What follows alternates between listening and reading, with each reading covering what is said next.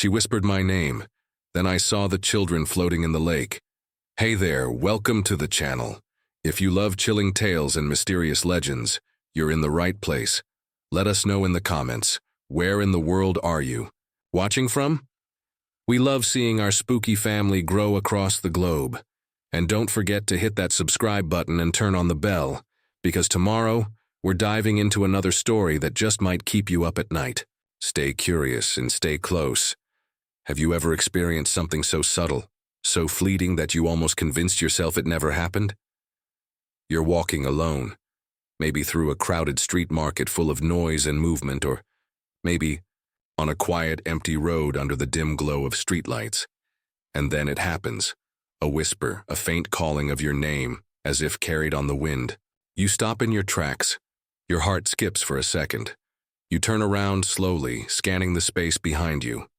But no one's there. No familiar face. No stranger even looking your way. You tell yourself it was probably just your imagination. A trick of the mind. Something you misheard in the chaos or the silence. But deep down you feel it wasn't nothing. It felt too real. This isn't just a one-off story. In fact, many people from around the world have shared the same experience, hearing their name being called when no one is around. Some hear it in crowded places like train stations or school corridors. Others hear it in empty forests, abandoned buildings, or late at night while alone at home. Some describe it as a gentle voice, familiar even, almost like someone they know. Others say it was cold, unfamiliar, and left them with goosebumps. The voice never shouts, it never screams. It only whispers, barely above the sound of your own breath. And somehow, it always knows your name. Now here's where things get truly chilling. In many cultures and spiritual beliefs, there's a theory, an old warning passed down through generations, that these whispers are not just tricks of the mind. They're not accidents. They are voices from beyond, spirits, entities, souls that have lost their way, or have become trapped between worlds. According to some, these spirits cannot speak loudly. They cannot scream. Their voices are faint, almost broken, and the only way they can reach the living is by whispering your name, over and over, calling you, drawing you closer. And if you're not careful, if you answer that call, they might be able to pull you toward them, into their world, where you may never return. People say that the worst thing you can do is respond. The moment you say what or yes, you've given them permission. Permission to follow you, to stay near you, to feed off your energy. It sounds like folklore, the kind of story your grandmother might tell you so you behave. But when so many people from so many different places have experienced the same strange phenomenon, you start to wonder, is it just a coincidence? Or is there something more? So the next time you hear your name whispered in a place where no one should know it, don't turn around, don't answer, and above all, don't follow the voice. Now, imagine hearing that whisper not in a city street or empty hallway, but near a lake, far from anyone who should know your name. That's exactly what happened to Steve one summer evening during school break. He was only 9 at the time, a quiet, soft-spoken kid who had already been through more bullying than most kids his age should ever face. That day, he and his friends had gone to a lake near town, a place surrounded by woods and old stories that most parents brushed off as myths. They were laughing, playing, tossing around snacks and skipping stones, until a group of older kids from school showed up. One of them, Henry, started picking fights, calling Steve and his friends losers, and eventually throwing their stuff into the water. Steve, fed up and humiliated, grabbed a rock and threw it in anger. But he missed. Instead, the stone struck one of his own friends, hard. Blood poured from the boy's head and panic erupted. The older kids ran, afraid of getting blamed, while the others rushed the injured boy to the hospital. Steve was left behind, alone by the lake, tears running down his face. He sat there for what felt like hours, blaming himself, wondering why things always went wrong. He was new to the school, new to the town, new to everything, and in that moment, he never felt more alone. As night fell and the sky turned a deep, empty blue, Steve stayed by the lake. The woods were still, the water shimmered with the last hints of moonlight. He tossed the remaining belongings into the lake in frustration. That's when he heard it. A soft, broken sound. Crying. A woman's cry. He turned and saw her, sitting on a bench by the water, head bowed low, her long black hair draping down. The front of her white, tattered gown. She didn't look up at first, just kept sobbing quietly like she'd been waiting there all along. Steve, though nervous, stepped closer. "Ma'am, are you okay? Do you need help?" She slowly looked up and smiled, but it wasn't a comforting smile. It was wrong. Her lips curved too perfectly, her eyes too wide, too empty. Then she raised her hand, gently placing it on Steve's cheek.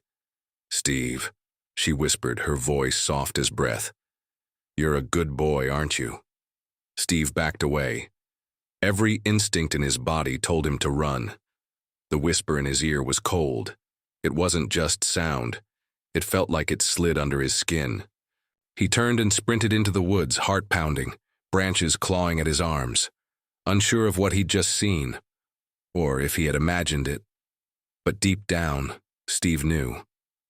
She had whispered his name, just like in the stories, just like the warnings.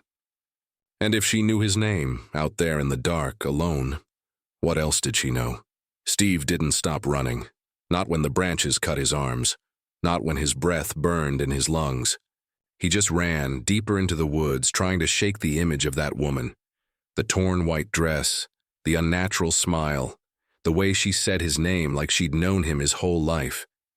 He couldn't explain why it felt so personal, like she had chosen him. But one thing was clear.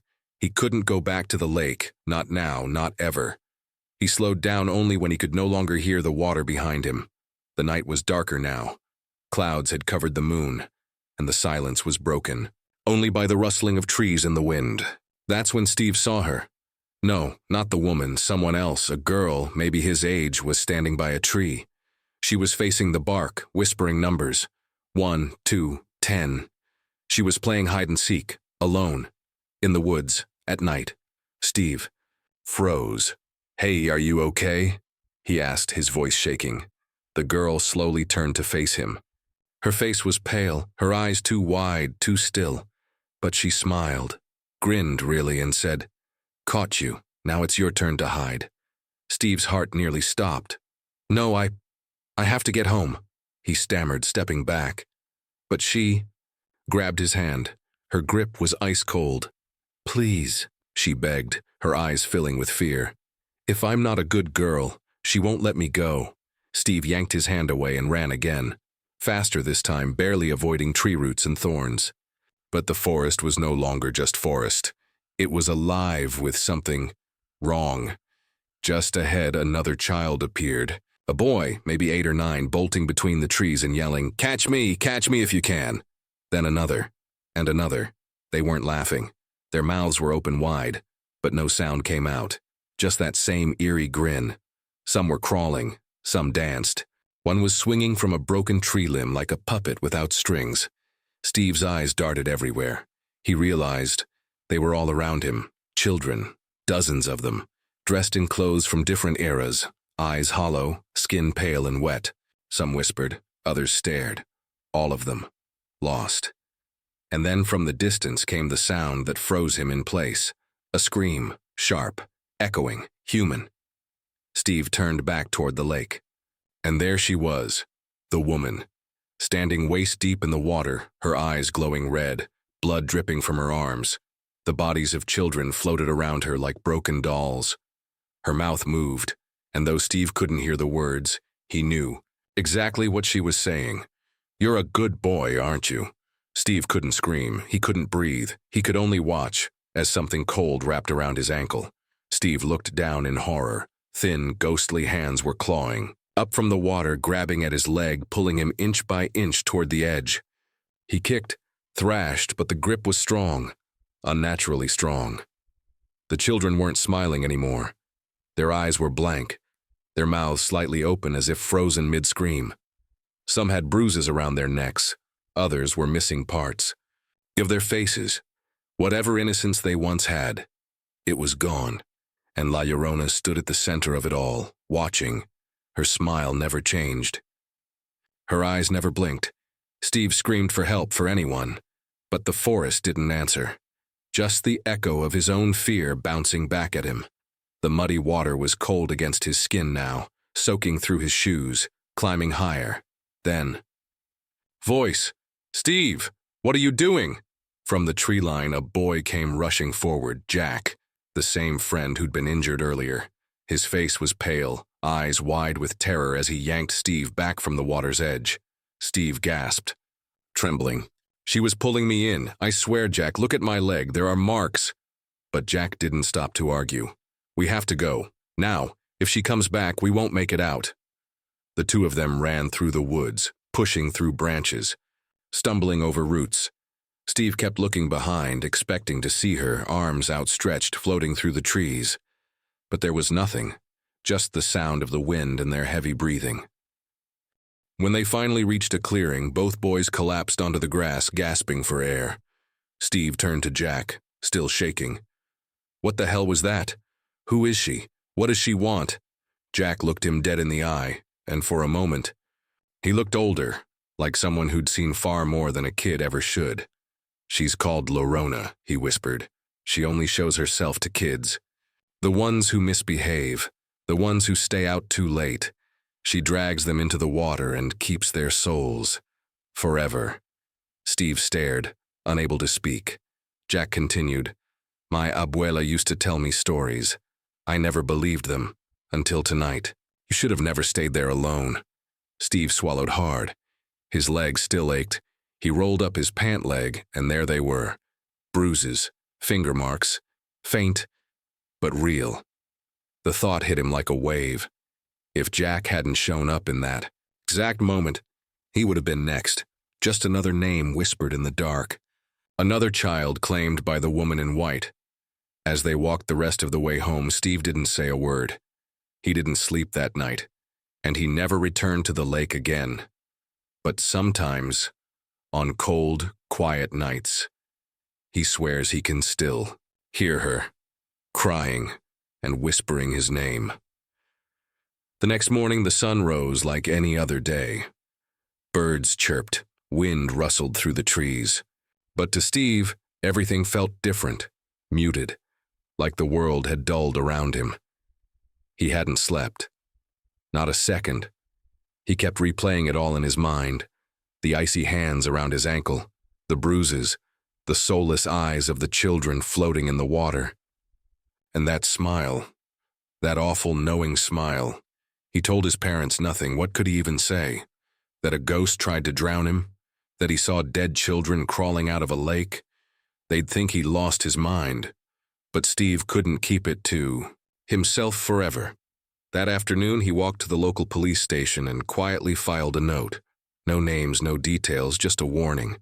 "There's something dangerous near the lake. Please check it out." He left before anyone could ask him questions. Days turned into weeks, and life went on. The other kids never talked about it. Jack didn't bring it up again. It was like they'd all made a silent pact to pretend it hadn't happened. But Steve couldn't forget. Not when he saw those bruises every morning. Not when he heard soft crying in the middle of the night that no one else seemed to hear. Years later, Steve did what anyone would do when the nightmares never stopped. He searched for answers. And what he found chilled him even more than that. Night. La Llorona wasn't just a campfire story. She was real. Or at least she had been long ago. The legend said she was a woman who drowned her own children in a fit of madness, then took her own life. But the afterlife never forgave her. Condemned to wander rivers, lakes, and lonely roads, she now searches endlessly for the souls of children to replace the ones she lost. Some say she cries to lure you in. Others say she whispers your name, softly, so you think it's someone you know, and when you turn to look, when you answer the call, it's already too late. But here's the part that terrified Steve the most. In several documented cases, real police reports from towns near the Mexican border, children have gone missing near water sources after telling friends or siblings they heard someone calling their name. Some of them were never found. Some, were found drowned, with no evidence of foul play. Just water in the lungs and fear frozen on their faces. Steve never forgot that, and even as an adult he avoids lakes, rivers, ponds, anything with still water. He always comes home before sunset. Always. And if he ever hears someone call his name from behind, he doesn't turn around. He walks faster, because now he knows. Some whispers aren't meant to be answered. Some names aren't just called. They're claimed. If you made it to the end of this story, I have to ask, what do you think really happened that night by the lake? Was it just fear and exhaustion playing tricks on a young boy's mind? Or was it something darker, something beyond our understanding, watching from the shadows and waiting for a name to be called? I want to hear from you. Have you ever felt like someone whispered your name when no one was there? Have you ever seen something out of the corner of your eye that disappeared when you turned to look? Drop your experiences in the comments below. Whether you're a believer or a skeptic, your voice adds something powerful to this community. And if you're from a culture with your own legends like La Llorona, ghosts, spirits, or whispered warnings passed down through generations, tell. Stories like these connect us more than we realize. Let's talk about it in the comments, because sometimes sharing what haunts us is the only way to stop it from following us home.